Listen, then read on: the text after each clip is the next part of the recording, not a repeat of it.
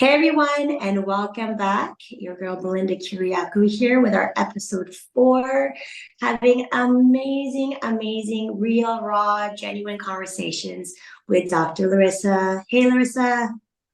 Hi. Hi. All right. So Larisa, you were talking before we went into our break. You were talking about our five senses, the five senses that I almost forgot. I love And asking you were, a question, and a lot of people sometimes get flustered and they're like, they can't remember the I one love of them. it. I actually love that you did that because I was it's good. It's good to talk about these things because I'm here and I'm like, okay, we're on this podcast, we're having these conversations, but I'm also like my mind is prepping for the next topic that we're going to discuss. So it is kind of like talking about in life how it's like we have to be present. It's so important for us to be present and to just really appreciate all of those senses as you were talking about what we see, what we hear, what we smell, and just really savor those moments because for me specifically, since that much more since I've become a mother, I'm always trying to like, I have to plan ahead so that I can get everything in, especially get stuff in for myself. Because I'm like, I got 2 more hours, 1 more hour, and my daughter's gonna come home. That's how I feel, right? It's like, thank God she's in preschool, but I'm like, there's never enough time to do all the things that I want to do. And then she comes home. So as you were talking about incense and essential oils, which I love, and trying to start my day and even just in the middle of our days to go back into that, to just have a moment. And you were saying how I love my teas, my ginger and my turmeric, and smelling it and what it does, it just kind of resets my mind to be like, okay, cleansing, be calm, be in the moment. And our oils, I love my eucalyptic oils because it just invigorates me and it wakes me up. So yeah, which one is your favorite essential oil? I love mint. Peppermint has to be like Yeah, a must. And I have it with a roller because I like the yeah, tingly sensation. But yes, yeah, so that's my yeah. favorite. Good. So if you walk by, it's like, ooh, minty. I love it. I love it. Yes, And yes. and when you are these essential oils, are these, do you have your favorites? Do you sell these essential oils? I work at Where do you buy Therapy your essential? Lounge and we sell Okay. doTERRA at the Therapy Lounge, and Mhm. home practice I have Yeah. Young Living. So I know both of these brands are Okay. good. I know people have their preferences, and I have both. Yeah. I love that. Okay, so talk about before we go into the next conversation, tell me again the locations that you are working out of. Tell me a little bit about what you're doing at these Yes. locations and the address. I know it is close So by, I just so work our at listeners can hear more. Beautiful. I'm like, what's the Therapy Lounge address? I want to say it's maybe 2441 Queen Str East. It's across from hardware We can store. put that up. I know we can look it up, Queen Yes. Str Lounge. And next to the Beach or Cafe. And what I do there is somatic healing and chiropractic blended together. I am that's human chiropractic, and I'm also an animal chiropractor at OMA Chiropractic, which is at Queen and Broadview. And it's one of my favorite Mm. days when I see animals. It's just so great. So great to do that. They look at me I being, mean, so tell how do you know? How do you know that's a spot that hurts? And yeah, oh my God. Mhm. So you're like kind of like an animal whisperer. I am. I am. I'm able to Oh, communicate with them. Sometimes they tell me things too, and I tell them things because sometimes humans, we don't know that we can actually talk to them and explain things. And it's one of my passions, right. like peaceful parenting and peaceful training for the dogs, like nonviolent communication. Oh my gosh. So give me an idea of like one of your animal clients. Like, what would you do with Yes. one of your Well, clients? most of them are dogs, some are cats. And what I do is I check their spine and I find spots that are tender or misaligned, and I release them and do a little bit of work around it so it hurts less, moves more, motion is returned, motion is life, motion is lotion for our joints. I love that. So is this like, this is rehabilitation for It's animals yeah, then? it's pain decreases their pain and allows them to age well because the joints are preserved and the range of motion is preserved. So they're aging well and they don't need medications and their whole quality of life improves Mhm. because dogs could be grumpy because they're in pain. So like they don't want to Yes. get up or they can get startled. So like we think it's personality, Mhm. they actually could be in pain. And same as us humans, if we encounter humans that are grumpy out there in the world, like they could be in pain and not really fully know it. Like it becomes a way of life for them too. So my invitation is to have a little 100%. passion for So yes. if anyone who has a dog or a cat or any animal that you have in your home, if they feel that their animal is off, they can bring them to you to get assessed, correct? Correct. Yeah. And the animals could be which pause a lot, or maybe they're resting, or they don't allow you to touch certain spots, or maybe certain spots are warm on the Mhm. then it's a good idea to bring Right. them and have them checked. Oh my gosh, I love that. That's amazing. That's amazing. So not only are you a healer for humans, but you are also a healer for animals. So I know a lot of animal moms out there would appreciate that part of the healing for their children. That's the Yeah. extension part of their children, right? For the furry children. And children 100%. too. So now, I see children as well, and I used to see yes, sorry, you were saying. I do see children as well, and chiropractic and somatic healing is quite helpful for neurodivergent kids. So for kids who experience the world like differently, and I believe we're all neurodivergent, and that's why it's so important to Right, descend into our senses to actually know our formula or our range. Because some of us could be triggered by loud sounds.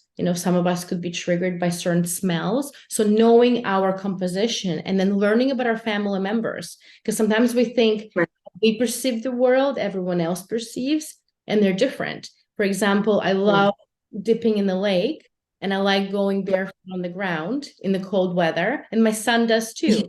And like, he does not like wearing a right, jacket. It was really hard to keep mittens on him as a kid or a hat. And my daughter, you don't have right, to ask her twice. She'll bundle up on all the layers because she loves being warm. So they're different how we right. experience temperature. And that's an act of love for us to learn how our family members experience things.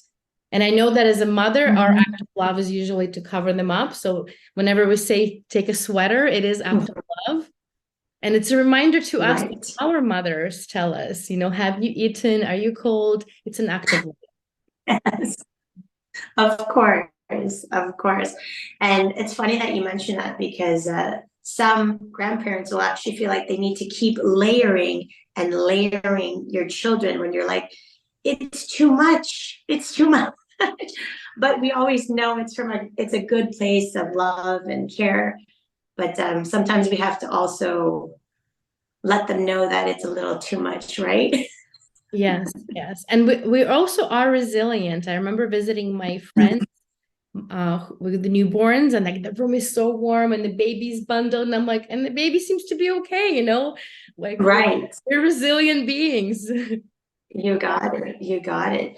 So actually, now that we're talking about bundling up and cold versus hot, as we were talking about earlier, we're now entering, cold and flu season. My goodness, as you can hear, my voice is still like recovering from this hard chest cold that my daughter got at school. So we're in these months. Please share with me, and I'm sure everybody, every parent out there, and every single person wants to know.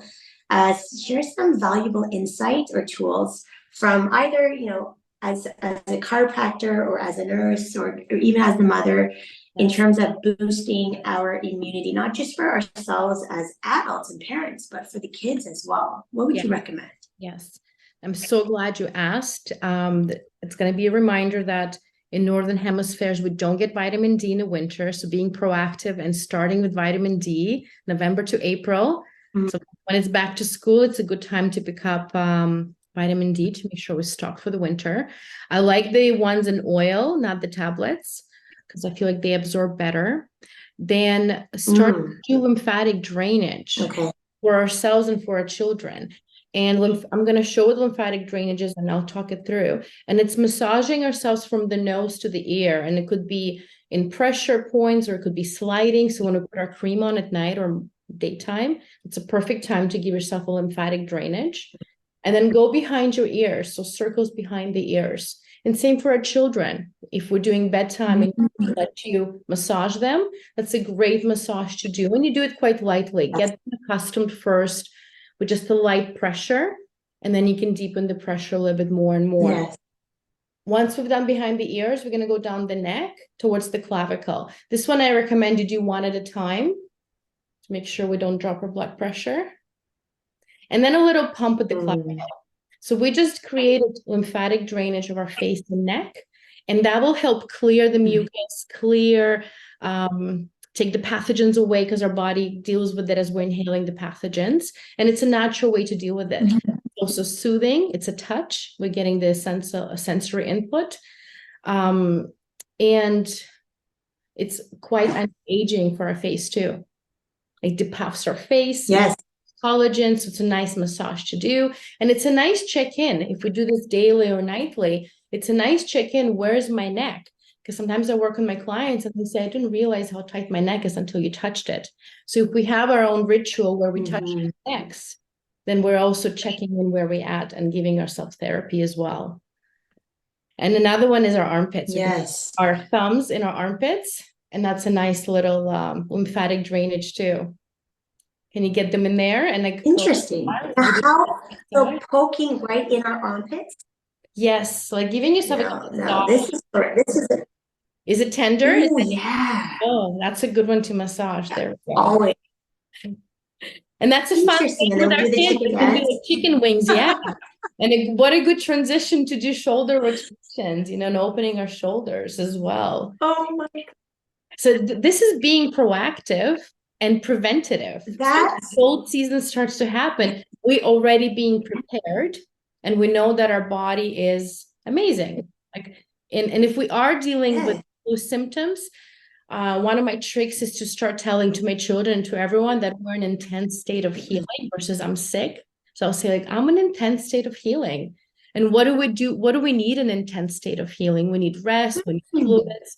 So and as I said before, during the fall and winter, we do need more sleep. So starting to budget for that as the fall and winter starts to arrive, or budget for weekends where it's going to be staying in and resting, maybe knowing there's going to be some birthday parties, there'll be some invites, but also peppering our weekends where giving ourselves nothing to do. And you mentioned something. I love that. Like bears, we are supposed to start eating more. We always want to do everything, right? We want to do it all. Go to the pumpkin patch and order the play dates. Yeah, but be giving ourselves time to rest, especially towards the end of the moon cycle. Last weekend, we just came out of it. We're on the new moon today. So if you were tired over the weekend, it was the perfect time to rest and go within. Yes. No, I do love that. Actually, talk to me a little bit. I know a lot of people really go by the moon cycle. I know we weren't originally planning to talk about that today, but tell me a little bit about that and how, with your experience, like what is a moon cycle and how does that impact our health based on your experience? Yes. So we have 28-day cycle with a moon where today, if we look in the sky at night, we're not going to see any moon because the moon is not reflecting any light. And as the days grow, the moon will start to grow bigger and bigger and bigger until in 2 weeks, we're going to have a full moon. And during full moons, there are studies show there's more 311 calls, more 911 calls. There are more accidents. In the hospital, it's a common joke, just if it's a busy day or night, to say, is it a full moon? Like, what's happening? And if you talk to police officers, they also will confirm that during full moon, there's more activity. And because we're nature, during full moon in nature, there's more hunting. So prey would be on alert, and who is hunting, they're alert because they can see more, there's visibility. So we feel that nervous energy from the nature as well. Studies show that we're more creative and we want to stay up later. So I don't fight it. So when I do map out, and I have an app on my phone, and I map out in my agenda the moon cycles, and I find I stay up later on those days, and I just don't question it. I allow myself to stay up late. I allow my creative ideas to flow. During the new moon, it could be kind of like going within and withdrawing and resting. So just, I find knowing these cycles of 2 weeks of ramping up to like full exposure and bright, and 2 weeks of going down again to nothing, we can schedule accordingly. So the first 2 weeks as the moon is growing, so weeks is great time to schedule more appointments or do more things. And then after 2 weeks, my invitation is have less appointments. Don't try to cram in. So that's one cycle, which is the moon, which all of us follow, men and women. But then each woman will have her own menstrual cycle, which also kind of follows the moon of fully letting go, and then the egg being built up and released. Then it's just kind of like the full moon when we're ovulating. We're also in our height of energy. So it's a great time to be social, move, have more appointments, to be seen. So during that week, I accept all social invitations because I'm like, yep, that's my week to be out, to be seen, to social. And if I'm bleeding, that will be the week where I take less. I'm more likely to say no to things. And I do more take maybe during that week. Like I really I stay on the couch. I don't dip in the lake. I stay warm. And I find that made the hugest difference, to be honest. I've been doing this since 2008 when I moved from Vancouver to study chiropractic. And it was quite intense, the 4 years of chiropractic school. I'm a Capricorn achiever. So I was all about brain hacks and how to do more. And I actually realized when I was stressed, my strategy would go to do less. I'll be what are the essentials that need to be done? Because we always want to do more. We always want to go to the vacation and, go shopping or plan a party. But it's how can you do less? Yes. You like that concept? Well, I'm sure because you're very by nature very ambitious, and I can relate to that. And then I know that when we spoke earlier before this podcast, how you spoke about you did open up your own business, chiropractic clinic, and then you made that decision that you needed to optimize your own health and your own energy level. So you decided to close your business so that you could dedicate more time to your children. And now you're working, like you said, part-time. But to you, it's of so much more value because you're putting your energy in all the right places without feeling like you're in deficit, right? Yes, because I felt in very much deficit when I was doing all the things, being in the society, what success looks like, being a clinic owner with 10 staff and children. I thought that was the epitome of success. And when I was there, I felt depleted. I didn't feel satisfied. I felt drained. And I'm this is not that in my mind, it was different for when I have achieved it and I was living it. I'm this is not how I thought it would feel. And I'm thankful I went through that experience because now I can something to compare to. And I'm so thankful to be showing up in other clinics and be part of the team. And I'm I love it. I love with no overhead fees. Without worrying about everything, alarm systems or washer breaking down. And I know there are women out there are very successful business owners and they love it. It fulfills them. So it's finding your own comfort level. And yes. Well, I think it's amazing. I think it's amazing that you're able to really honor that and embrace that and accept that and be okay with that, because ultimately at the end of the day, like you said, it's about figuring out what is success for you as we go through the evolution of life and all of the changes that comes with life and being a mother, right? We're constantly evolving. So I think that's amazing. And that is success, because as I'm sure you know, I know a lot of people who have lots of money, but are very unhappy, very unhealthy. And then there's others who are really good at balancing. So it really does come down to figuring what works for you. And I honor that. I really appreciate that. And I admire that, because I can relate to that in You so many bring, ways. thank you so much. And you're bringing a very good point of that there are people out there who are healthy, who are content, and are Mhm. receiving more than enough as well. And Yeah. I invite us to seek those people out. And even if they're online people, we can still follow Mhm. them and we can still learn from them. Like for me, one of Right. them is Kate Northrup. She does speak about menstrual cycle and lunar cycle as well. And Mhm. you know, she's doing well for herself. So I like surrounding myself with mentors, even if I don't know them personally. I consider them a mentor. Mhm.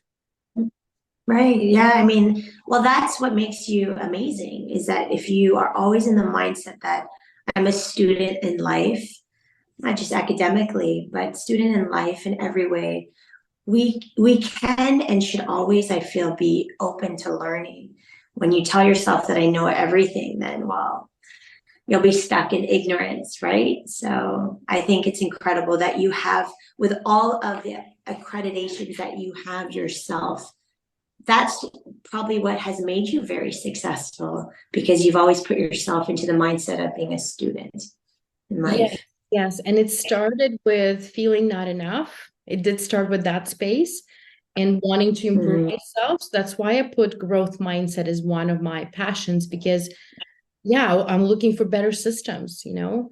So I'm no longer coming from a space of not enough. I'm coming from a space, there are really good systems in the world, and I am learning good systems versus the conversation, something's wrong with me, you know, my upbringing gave me disadvantage. I don't like looking at it that way, because I believe every experience we had up to leading to now is actually adding to our superpowers. It's how we look at them, how we choose to look at them.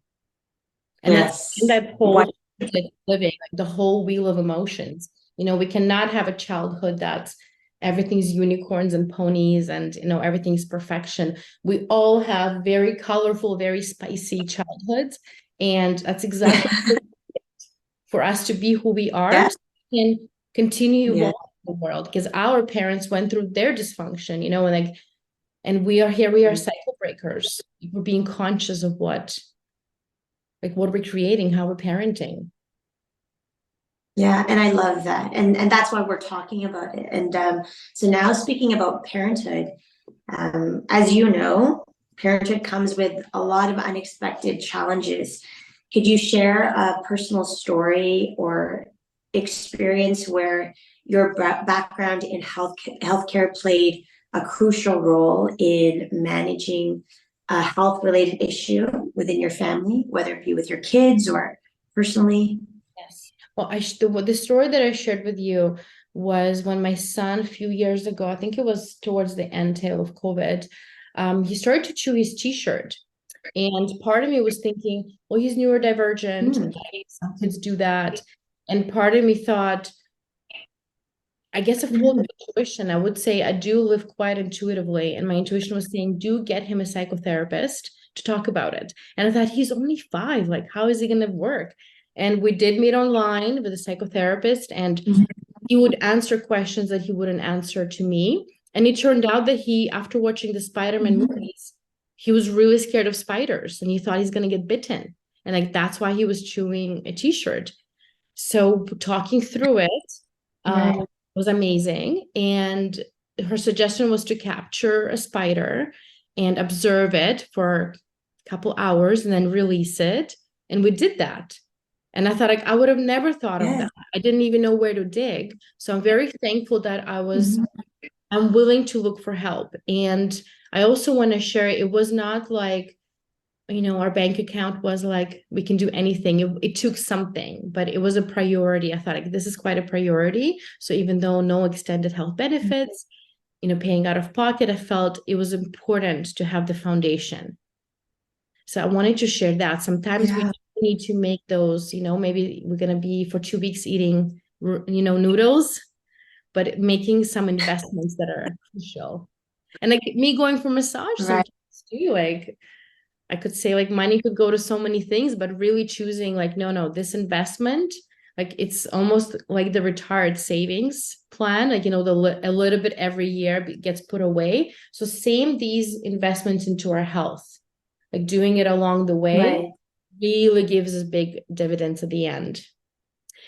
And another Yes. was when I was going through separation and I was working with a psychotherapist already, and I decided I'm going to double up and I'm going to coach up, and I hired a second coach on top, you know, and I thought that was a cool move for me Right.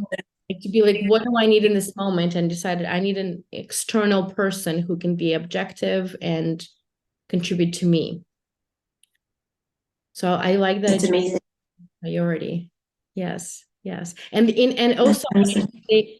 there are creative ways to also get what we want. Because I know finances and time, like when I was in the clinic, those were the two things that people would say, it's time and money. Even people who had extended health benefits, you know, technically it is free to receive the service. They would say, well, time, because like prioritizing time. So time and money is the biggest obstacle, always comes up, but then being creative about it. Either maybe doing an exchange. I have done exchanges with people. That could be one. Or if the money and time as well, like, you know, maybe doubling up with another mom and kids are playing, like just like being open to ideas, because we never know where the help's going to come from. Yes. Yes. I think that's really important to talk about. And I mean, as a coach and someone who's coached coaches, I understand exactly what you're saying, because people will use those two excuses, time and money, are the reasons why they cannot do what they say they want to do. But they use it as a crutch, right? Because listen, if you want to get in shape, there's lots of information out there to get in shape. If you want to get healthy, there's lots of resources to guide you into getting healthier. If you want to feel better, well, if you really want to feel better, you'll figure out a way to feel better, right? I know it almost sounds easier said than done, but from one healthcare professional to the other, when people use that as kind of like a crutch not to, but then a year later, they're still in the same place, you say, well, listen, you wake up every day, for example, let's talk about mothers. Do you wake up every day, make sure your kid gets up, washes their face, brushes their teeth, you feed them breakfast, you dress them warmly, and you get them out the door and make sure that they get to school on time, right? Even if you're like, have one eye open. Yes? Yes. So then you show up for your kid every day. Why are you not showing up for yourself every day? And so many mothers will just look at me like, and it's like, I don't say this to be like a hard ass to you, but these are the conversations we have to have with ourselves. Because time and money, what happens when you no longer have time and then you don't have that option anymore? And I think sometimes people believe that, well, I'm going to wait. I have tomorrow. And then one day, you know, they look at themselves, we look at ourselves, and then we're like, what happened in the last year? What happened to ourselves? So it really comes down to, is it a priority? And why do you not see yourself as a priority? Because you have so many other responsibilities. You have children to take care of. Do you want your children to see you falling apart, and this is what they're learning from you? That you don't value yourself, but yet you will wake up and you will do all these things for your kids and have warm food ready for them when they come home. You read them books, you get them toys, you take them to parties, birthday parties, and all these amazing things, but you don't show up for yourself. And that's why I'm having this conversation. And that's why I'm having these conversations with like amazing mothers like yourself. because sometimes we all need a little bit of a reminder. And quietly, I think a lot of mothers, they want the help, but they're also too proud to say, I need help. And we can't tell ourselves that we have time. We don't need to put a lot of money, invest a lot of money into getting help, or even to go take care of our health. And just like you said, you can be very creative. If it matters, you'll figure out a way, right? And it's about not shaming ourselves too. And it's not our fault, because Yeah. I think when we were little, we were not Yeah. really trained to take care of ourselves. It was more get up, go to school, get good grades. Like nobody really cared how it felt. It was more the performance, the report card. Don't show your emotions. So it's not our fault. And it's not to shame ourselves. It is to shift perspective. Like you said, we get up and we're selflessly contributing to our children. So how can we shift the perspective where the first 5 minutes are designated to us? And you Yes. know that too, how powerful it is, the beginning of the day and the end of the day, and what thoughts we're thinking and what rituals we're practicing. So I'm a big advocate for those rituals being non-negotiable. Like we live Yeah. similar 24 hours over and over again. We just get older every year, but we practice similar habits. We brush our teeth, we drink our coffee or tea or whatever our choice is, water with lemon. So do those things like the military, sinking in the basics, doing them really well.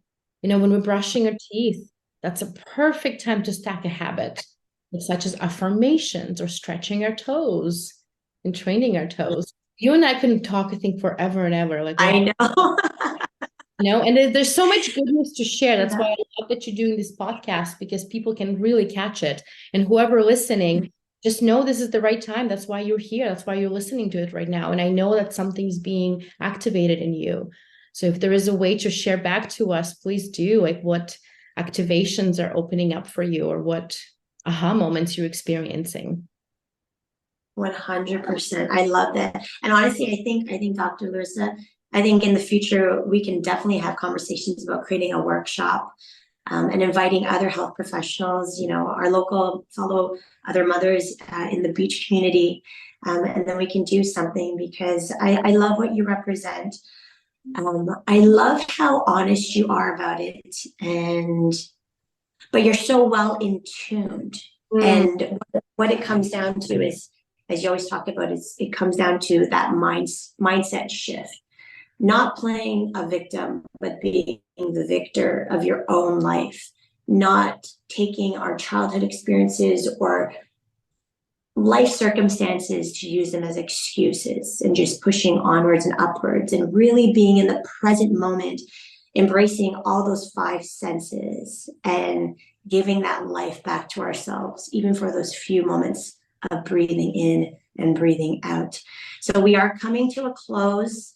I know you and I, this is not the end. This is just the beginning for us. It's the beginning. I love it. Oh my gosh, we can talk for hours. I love it. So I just want to thank you so much, Dr. Larisa, for your time and your genuine honesty, openness, sharing this with myself and our listeners.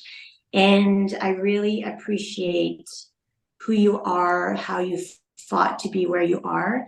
And I will list all of the information of where you are and how our listeners and viewers can contact you in this podcast episode as well. So thank you everyone for listening and tuning in with us today. This is the end of our episode 4 for our film, Your Cup Mama. And I hope you may continue to find that strength and that confidence to keep filling your own cup and balancing out all that demands of motherhood, but still giving it back to yourself.